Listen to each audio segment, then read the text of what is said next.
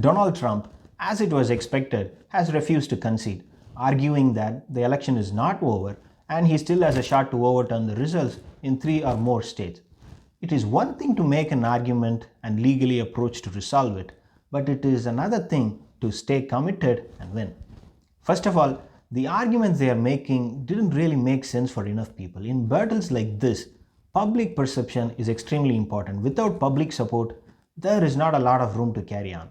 They have filed umpteen number of cases, but so far they have failed to produce any evidence to get a verdict that will support their cause. In Georgia, a judge in Chatham County tossed out Trump campaign's lawsuit that asked him to disqualify 50 ballots as a poll watcher made a claim that the votes arrived after the 7 p.m. deadline on election day. So why did the judge toss the case out? Because the poll watcher did not provide any evidence and election officials told the court, testified to be more accurate, that the votes arrived on time.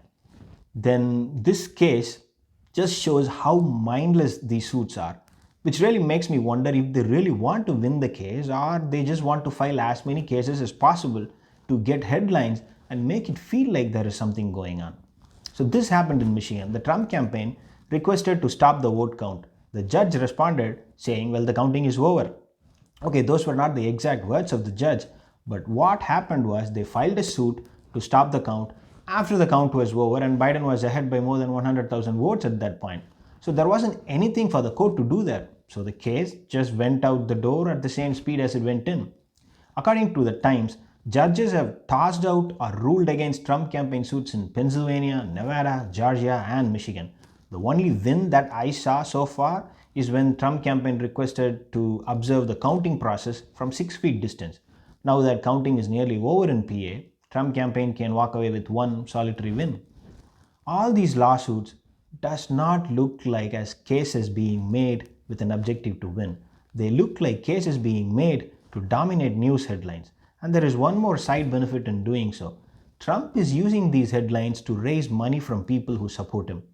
How much this man and people like Steve Bannon would use their own supporters to make money is gut-wrenching to watch.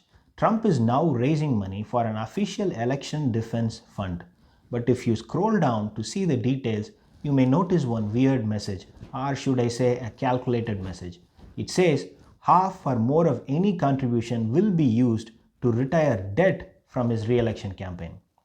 We all know that the Trump campaign was running dry in the last couple of months. Now it looks like they went negative and are now in debt.